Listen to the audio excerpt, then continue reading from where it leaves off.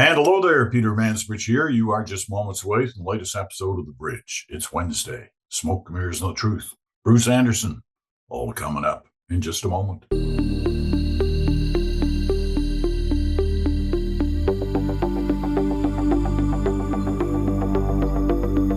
There you go, the familiar strains of the SMT, Smoke, Mirrors, and the Truth for Wednesday. Hey, Bruce Anderson, how are you doing, my friend?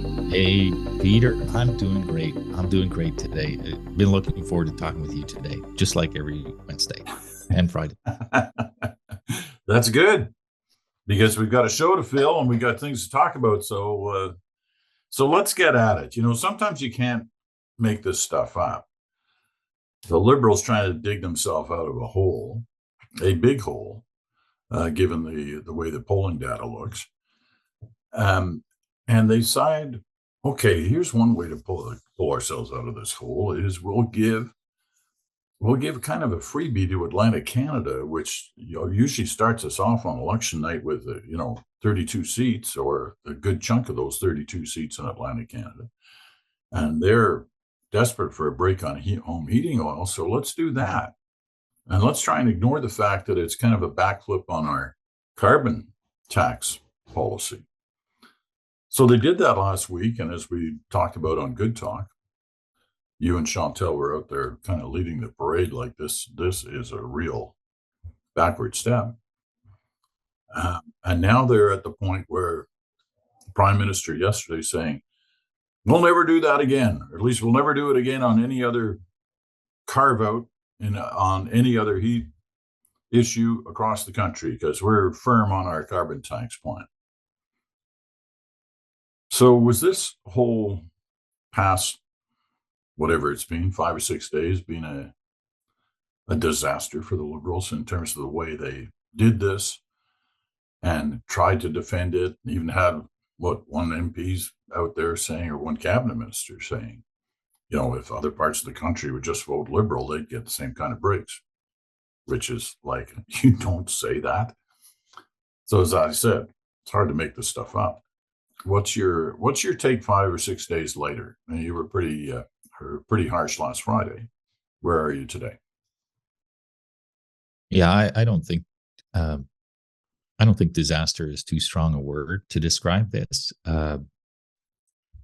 And I know that Liberal supporters who listen to this podcast will probably find the next couple of minutes uncomfortable, and maybe you'll get letters. And I'm sorry if you get letters and if they're a little bit florid, but there are a lot of things that are wrong with the announcement that was made. And the evidence of that, in part, is the rather shambolic way in which the government responded to the questions that were raised, and the fact that the government's kind of on the run and the Prime Minister's getting scrummed about where are more carve-outs, why, if the point was to help people who are suffering, the term that people are using is energy poverty, which basically means that their incomes are strained enough against their cost of living, and energy is a big part of their cost, that they need help.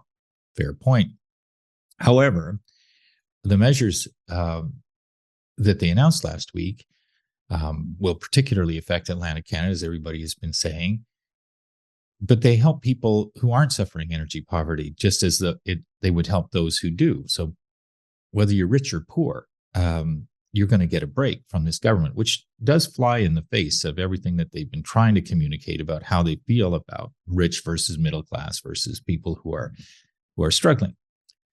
The second thing is that people can be suffering from energy poverty in other parts of the country, regardless of what kind of energy they're using, but because the circumstance of the economy and global energy markets is causing that hardship for them.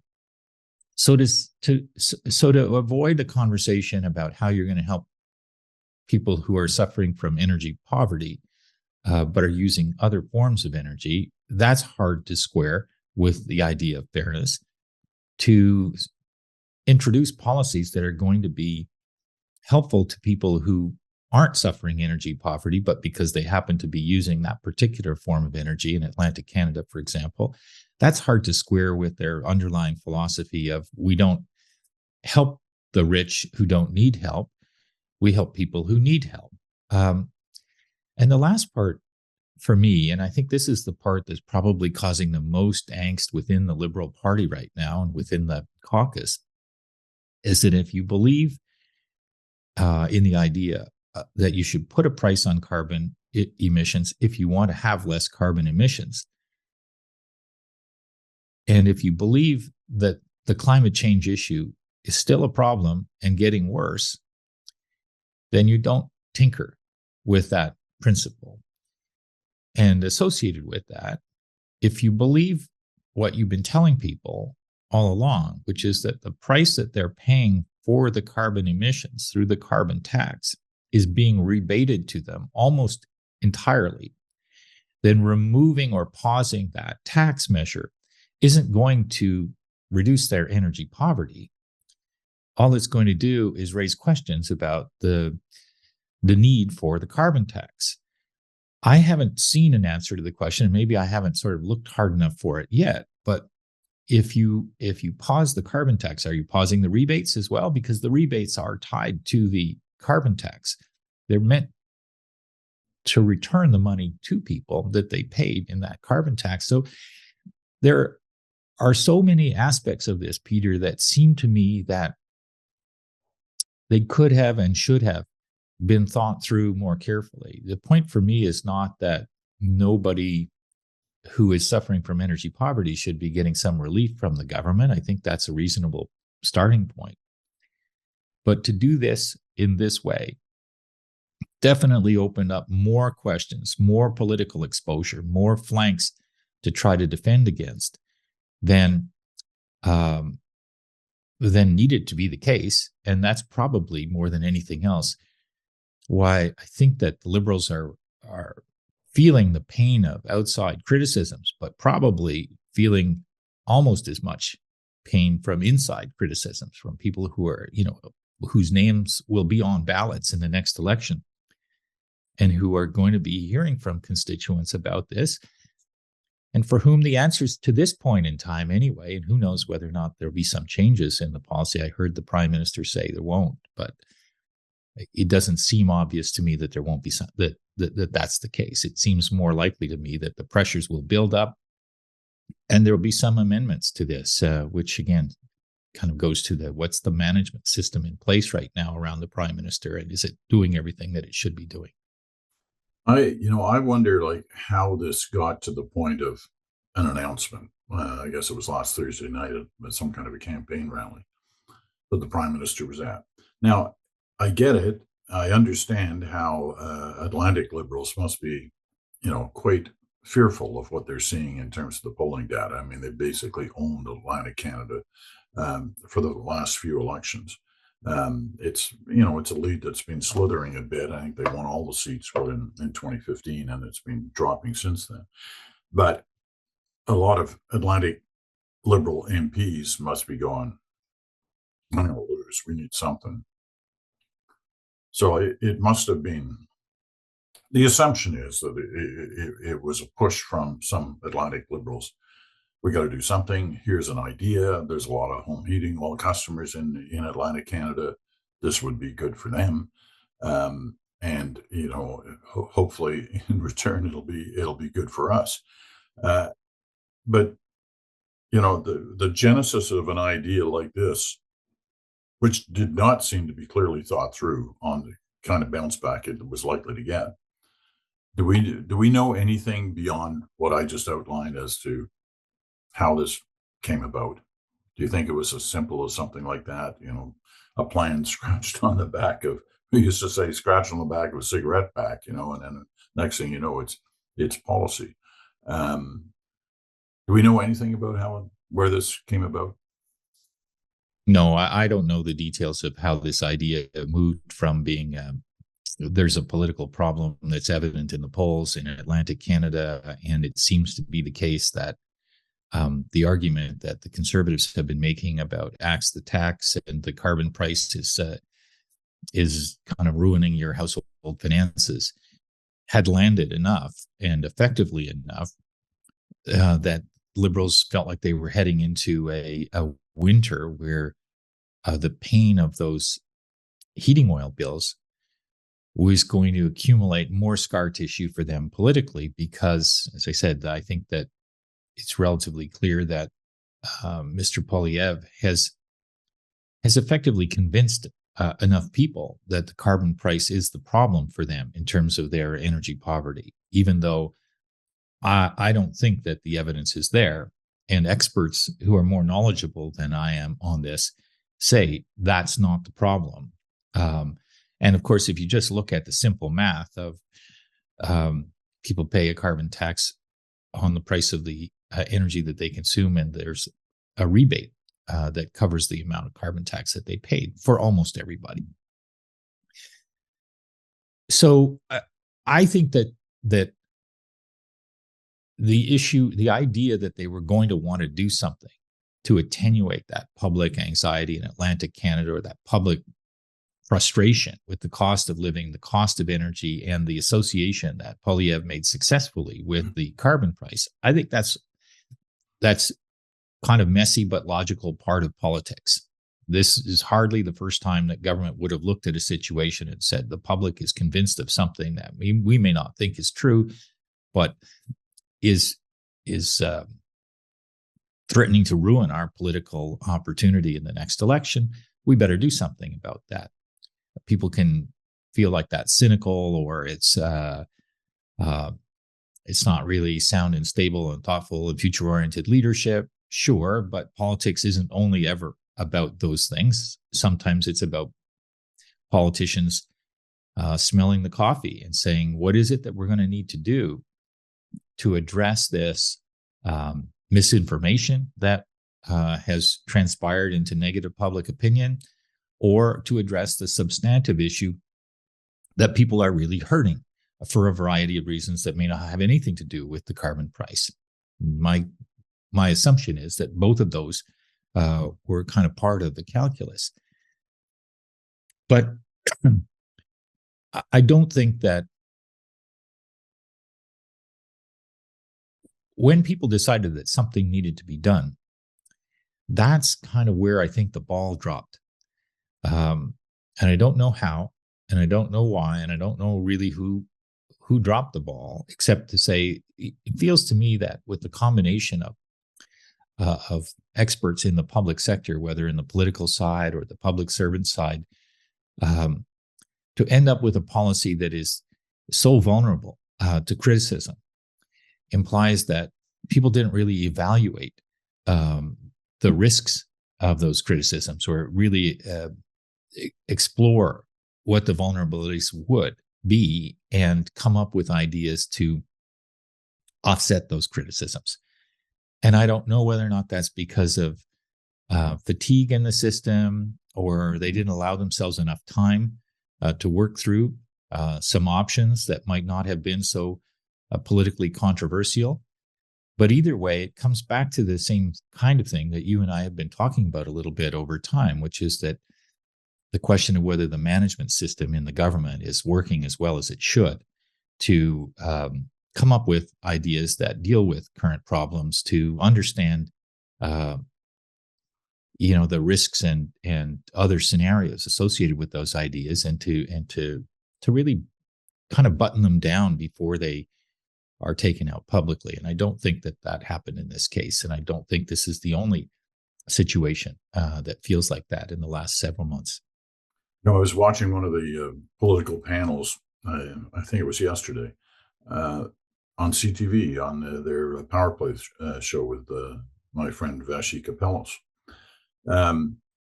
And she had three MPs on there, the traditional political panel, a Liberal, a Conservative, and NDP, on this issue.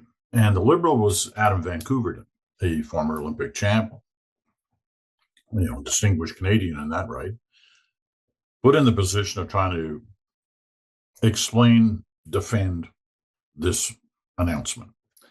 And it was interesting watching him, because now Adam Van Koeverden does not represent a riding in Atlantic Canada. He's in Ontario. He's in rural Ontario, around Milton, the Milton area. And he made the point in defense or I think he was more trying to explain the policy than defend it. But the point he made was there are more people on home heating oil in Ontario than there are in Atlantic Canada.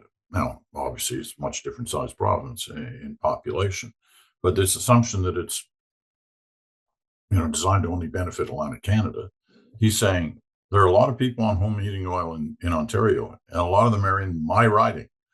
And so, you know, he, he was basically saying there, I'm having trouble. I'm having to explain this to my people in my riding who are on home heating oil. And the only way I can do it is this is the start of a process to get people off home heating oil because it's dirty, and he was doing the dirty oil thing all the way through his answers. But I found this must be where it's really difficult for, in his case, a backbench MP is put in the position of trying to defend this, which now the prime minister is saying it's a one-off. It'll never go anywhere else. It must be tough. He's not the first guy to be put in a position like that by various governments over the years, but it must be difficult. Yeah, I'm sure it is. Adam is an excellent member of Parliament, and very capable of explaining public policy to people. And I'm sure that this is, one of the more challenging policies that he's had to explain for the reasons that you highlight and others. And it is, it is one of the things that, and I have no idea what he feels about this policy other than what he said publicly that you saw on Bashi's show. But I do think that the problem with initiatives like this that are vulnerable to fairly obvious criticisms is it's not that columnists will write negative pieces about them, because the impact of columnists, as I've kind of measured it over time, it's not what it used to be. Even though I read a lot of them, and I happened to read Andrew Coyne's today, I thought it was a pretty good summary of the criticisms of this initiative. It isn't, what people will say on TV panels or even, on great podcasts like yours. It's more a question of plug. Thanks for the plug. Right. It's more a question of, for those MPs and those candidates who are going to run with the Liberal banner the next time, they need to know that they have something that they can not only defend, because ideally you're not just having a good defense. They need to know that they have ideas that they can take to people and say, we've got a new idea. It's better than what the other guys have on offer, and it'll deal with something that's important to you. If you don't have that, and I think we talked last week about the absence of those kinds of ideas at this stage. And some people might say, well, if you have some big ideas, you hold them until later. But later, for me, if I'm looking at the Liberal Party's circumstances, somewhere between 10 and 18 points behind the Conservatives, later should probably be now, should be soon, because I think there is a risk for them that at some point in the process, if the NDP think that the Liberals in their current incarnation are so vulnerable, they might decide that it's time to end the relationship with the Liberals and to cause an election to happen, because while they'll understand that Pierre Poilievre will win that election, that the NDP might end up in a better situation than the Liberals. So I think the Liberals can't afford to put off to the day after tomorrow things that, if they have in the pipe that they think might be appealing to voters, they should maybe bring out a little sooner than that. But if you don't have those, then you do spend most of your time explaining what you already did and hoping that people will find that interesting, or answering questions and criticisms about things that you've done and hoping that those answers reduce the amount of scar tissue that you're accumulating. And I think that's the challenge for that Liberal caucus now, and for the people that, the Liberals might be trying to recruit as candidates in the next election, is that people in those situations are going to be wondering, how am I going to rebut Pierre Poilievre? and how am I going to represent the next phase of liberal activism or liberal thinking on public policy. On that point, I don't know if you saw a clip that Mark Miller did outside the House of Commons, Peter. Did you see that one yesterday? I did. And is this the Well, one I'd where like he to know was what you going thought after? about it. Is this the one Yeah. where he's going after Polyev? Yeah. What did you I think mean, about that? well, he's toned down his language a little bit. I mean, he was the one who called, warning, going to use a bad word. He said a few Wait, weeks this is the ago. only podcast that I know of that You issues have a to warning make a before warning saying for bullshitter. a medium quality bad word. But he called he called Polyev a serial bullshitter, and that he's trying to take advantage of people by constantly spinning stories and lines and mistruths. Yesterday, he seemed to tone down that rhetoric a little bit. He didn't use the bullshitter word, but he basically did the same. It was the same theme that you can't believe what Polyev is saying. He's trying to take advantage of Canadians, et cetera, et cetera. So, listen, if we're in for an election fight, there's going to be some strong stuff said. And if you think you have a case and you can back it up from either side, you're going to use it. Yeah. We often talk about it cabinet shuffle times. You're never going to hear of half these people ever again. Their name is going to come up on a cabinet shuffle. They get a new portfolio, and you'll never hear from them again. I'd never heard of Goody Hutchings, who's like the rural economic affairs minister. I'd never heard of this person until the words were uttered. If you want to get these things for yourself in ridings, especially on the prairies that aren't liberal, you got to vote liberal. Yeah. Now. Yeah. So Goody's far from Miss Hutchins, I should say, is far from the first politician who has ever had that thought or uttered that thought. But it does have the quality of the inside voice rather than the outside voice. Is that if you're in politics, there are days when you will think about this stuff that way, where you'll go, the people here have a relationship with us, and as a consequence of that relationship, we are really attentive to the concerns that they have, and we acted on them. That it doesn't work to say that publicly. It doesn't work to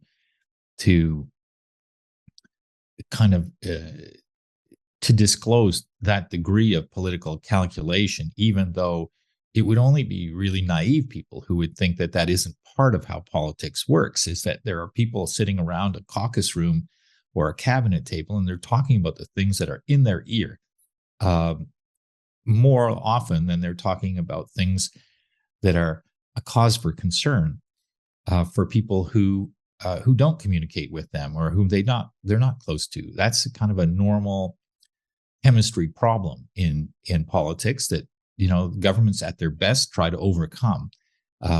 So very, very unfortunate comment that she made. Very unfortunate because it opened up another flank for criticism of this measure. And there were already enough problems that the government was going to have to deal with on the substance of the measure before they had to deal with that. And it's a throwaway criticism. And I can imagine that the ad is already made that the Conservatives will devote some of their money to. And I saw the fundraising statistics yesterday. In the last quarter, they raised a lot of money again, a lot more than the Liberals did. So it's going to come back to haunt them. And to go back to Mark Miller for a minute. Okay, just before you get back to Mark Miller, can I just say something to be fair to her? As you said, she's not the first person to do that. And sometimes it's seen as a smart move. Like, I can think of Mulroney, even Harper to a degree in 2011. But Mulroney in 84 and 88, we're going to form a majority. And if you want to be part of this train and get the benefits of it, you got to vote Conservative. as you go into different ridings and have Yeah. that Yeah. message. So it was, during an election campaign, it's a little different, but at the basis of it, it's kind of the same thing, right? If you want to get the Well, benefit of a such and such government, you got to vote for that government. Anyway, it's one thing to say it when you're campaigning for votes. I yeah, I I I think that's basically what campaigning is like if you want this thing that I'm promising to do that will help you, you have to vote for me and not for the other person. Um, if you're in government and you've announced the expenditure of public funds, um, and you say that, if you're not included in this expenditure, it might be because you didn't vote for us. You're asking for trouble. And you have a very different set of responsibilities if you're having that conversation with people, and people are then at some liberty to question whether or not they've got a government that does govern for all Canadians, that does understand the challenges that people in other parts of the country are living with from energy cost standpoint. So yes, politicians kind of live with that calculation in their heads all the time. It's part of how you succeed in politics is that you try to be really attentive to the voters that in your constituency. It's a benefit of our system that we have people who are elected from ridings and who experience on the weekends and during the House sitting break weeks, what it is that people are talking about, and want you to do differently. But it is both a benefit and a risk that when those people come to Ottawa, they think about their constituencies and the people that they know and the people who they meet on the weekends who have specific concerns that they want to see addressed. And then maybe as a consequence of that, they don't think enough about how their words or thoughts might land with people who live somewhere else. you want to wrap that So point Mark up Miller, about Mark Miller? Yeah. yeah, I did. I actually found what he said to be part of a consistent effort on his part to be more blunt in raising concerns about what kind of a leader Pierre Poilievre would be for Canada. And I think it's something that the Liberals need to do. I don't think that for all that his supporters want to say that in an election, Justin Trudeau will outbox Pierre Poilievre. I don't think that's necessarily true. I think Pierre Poilievre is pretty good at this. But I also think it's a terrible strategy to wait until an election to do it. And the Liberals have not, I don't think, done very much to kind of explore with Canadians what they think the weaknesses of Pierre Poilievre would be as a prime minister, to put it nicely. I don't think they've framed him in a way that makes him vulnerable to them in a campaign. And so the less time you spend doing that, the harder and more Herculean the task will be in that 37-day window of a federal election campaign. So they should do more of it now, in my view, if they want to be more competitive. Mark Miller is not the only one who's doing it. I think Jonathan Wilkinson is often doing a pretty good job as well, in the House in particular. And there are others. But Mark Miller speaks with a bluntness, and you and I have talked about this before, and a way of kind of measuring the weight of his words, not so that he removes the edge from them, but so that the edge actually gets through. And I thought what he said yesterday, I thought serial bullshitter got through the clutter, not just because it was a medium quality. I like your phrasing, a medium quality cuss word, but because it's the kind of thing that people say to one another about a friend or somebody that they know, and it sort of has meaning. And to the great phrase that my daughter Kate used to give to politicians when she was advising politicians, you want to talk like people talk, and serial bullshitter was that. And yesterday, Mark Miller said, he's the kind of guy who, if you spend any time with him, you want to check your wallet. Um, and I thought, that's talking like people talk. That's, trying to deliver a point that doesn't sound uh, performatively partisan. It doesn't sound overly sanitized or anything like that. It just sounds like this is what he thinks. And he went on to say he thought that Pierre Poilievre would be quite dangerous for democracy because of misinformation and that sort of thing. So I want to, I just want to say about him that I think he is saying those kinds of things that other liberals might want to be doing more of as part of an effort to make their party more competitive in the election, and also to highlight some legitimate gaps in the veracity of the information that Pierre Poilievre is putting into the market. Right. And that's the point where we have some difference on this issue, because I love people who are blunt with their assessments, especially in politics, of the other side, whether they're conservatives, whether it's Poilievre going after Trudeau, whether it's Mark Miller going after Poilievre. I like the bluntness, but I want to see the bluntness backed up with the facts, right?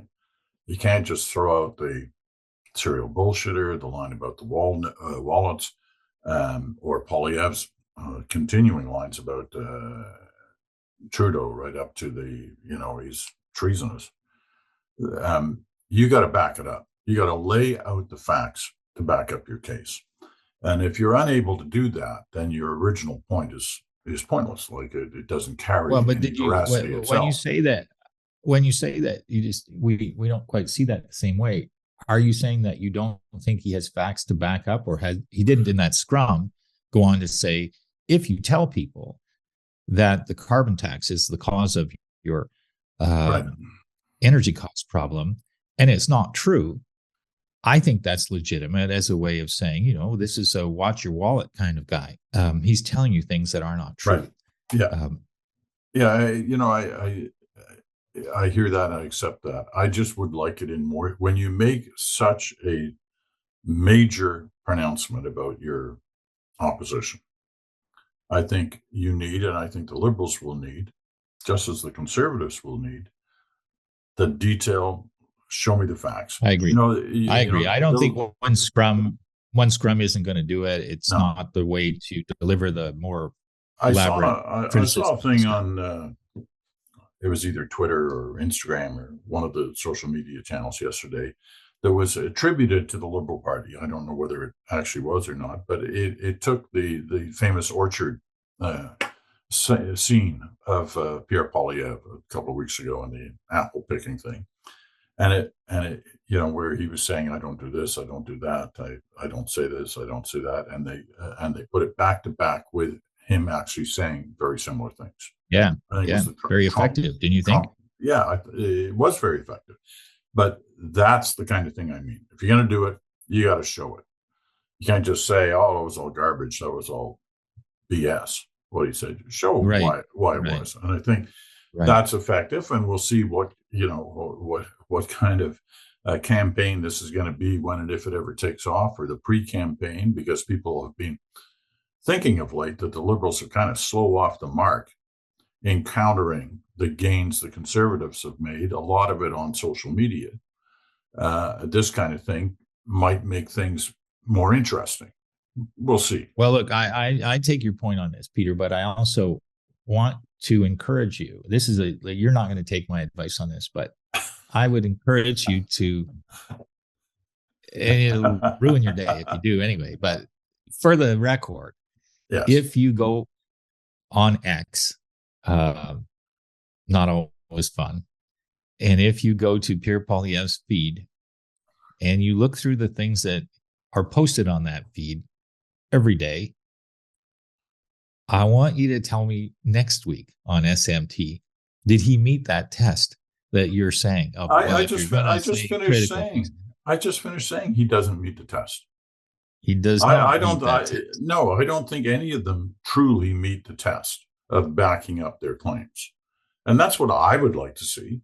I don't know whether, how common I am in that thinking, but for me, I would like to see when a politician makes a claim about their opposite, that they back it up, Hmm. with the facts. Fair enough. And Yeah, if fair his enough. social feed doesn't do that, I absolutely agree with you. It's not good enough.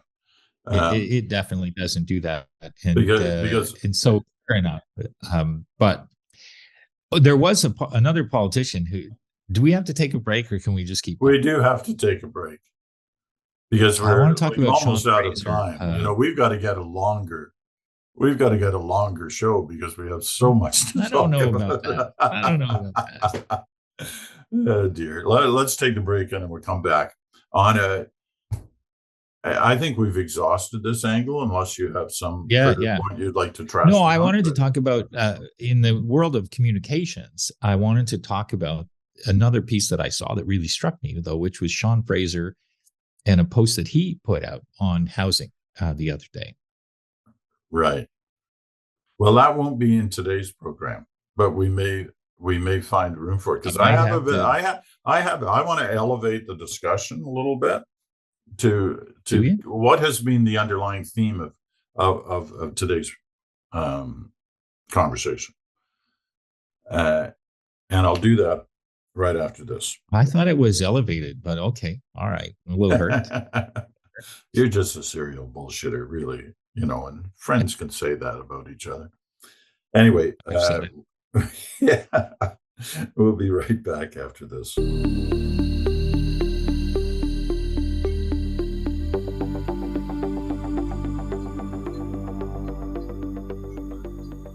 And welcome back. You're listening to Smoke, Mirrors, and the Truth, the Wednesday episode of The Bridge, right here on Sirius XM, channel 167, Canada Talks, or on your favorite podcast platform, or you're watching us on our YouTube channel. We're glad to have you with us, whatever platform you are watching on. I think I've said that medium term bad word more today than ever. All those years of the CBC, you couldn't say damn. Even hell was tricky to squeeze that through the language commissioner of the CBC. Same person who tried to get me to change my name from Mansbridge to Personsbridge. True. I don't What know. happened? No, it didn't happen. It did. I No, believe they were serious. you're bullshitting. You're bullshitting. Okay, here's my elevated discussion point. Because I guess the theme that was running through everything on our discussion of the carbon tax was really sort of the fight on climate change. The Liberals are trying to make hay out of the fact that Conservatives don't really have a policy. Whatever it is, it's not the one they had in the last election campaign, where they were kind of supportive of some of the positions of the government of the day. But here's the question: where are we on the net zero question? Like, is there an easy answer to that? Well, I think we're at a point, especially with the conversation recently about carbon pricing, where um, I hope that in the next election campaign, the Conservatives and the Liberals will both have the ability to say, if we believe that an investment in our country will to some degree be affected by our commitment to net zero, because companies and shareholders want to invest in places that have that ambition, that both of those parties have practical plans to accomplish that ambition. I don't think that it hasn't been the case so far that the Conservatives have come up with a plan. It was the case that the Conservatives were pretending that that was not a real factor in the investment marketplace, pretending that it wasn't something that was going to create opportunity for Canada. And I think they paid a price in the last couple of election campaigns because they looked like they didn't care enough about the climate change issue, but also to some degree because it looked like their kind of passion for defending the oil and gas sector in Canada made them seem like they weren't that attentive to the evolution of the industrial and business marketplace and the way in which investment flows are being affected by this idea of achieving net zero. My sense, given what the Conservatives under Poilievre have said, is that they've been moving away from not the defense of fossil fuels, but moving away from this being positioned as not taking net zero seriously, or not believing that it's going to affect our economy if we don't have ambitions in that area. How am I seeing that? It's more the things that they're not speaking out against, like EV battery manufacturing in Canada, some of the changes in the direction on critical minerals, and they're specifically opposing the carbon tax. They're not saying climate change is not serious, or we wouldn't support some of the policies that have already been in place, or we'll dismantle the e-vehicle charging stations that are being assembled, or anything like that. They seem to be trying to put themselves in a position where they're at least competitive on the question of industrial reorganization for the purpose of decarbonization, which is it's hard to thread when you've got so many seats in the western part of the country that is very connected to the fossil fuel marketplace. But so far, I think it's fair to say the Poilievre group have done a pretty good job of avoiding of that particular criticism. Whether the Liberals have done enough to push on that and say, where's your plan for net zero? Are you sufficiently seized with the fact that investment flows into Canada will require there to be comprehensive and pragmatic and realistic plans to decarbonize? What's your view about the amount of clean power that we're going to need in the country to support decarbonization, and where's that power going to come from? I think there have been some in the government who've been doing it. I mentioned Jonathan Wilkinson before, but I don't think that across the government there has been much effort to really prosecute that case and challenge the Conservatives to explain their lack of policies in that area. And now I think the Liberals have got themselves in a situation where they've made carbon price seem like it's amendable based on circumstances, which I think is not a great signal to send if you want businesses to say, the thing that you can count on with Canada is that it's not going to be that volatile from a public policy standpoint. There's going to be some stability in certain policies in Canada. And investors like that. Investors want that sense of stability in the public policy that affects whether they open a mine, or whether they want to build a factory, or whether they want to do more business in Canada. And I think that Liberals have raised some questions about a core policy in the last little bit, and they haven't probably done enough to force the Conservatives to declare what they would and what they wouldn't do as it relates to net zero and decarbonization. Fair enough. I think that's a good overview of where we are and the challenges that those who are, believe in net zero and want to see us get there, are going to be glad to hear. Because it's a real economic question. I think it's not principally now a climate question, because I think that the politics of the climate change issue are largely settled. I know there are people who will kind of howl at that assertion because they don't accept it, but the vast majority of people do. And so for a lot of people, the question is now is what economies are going to find the smartest path to that? And I think that's where the challenge is for the Conservatives, and how the Liberals have to go after this issue.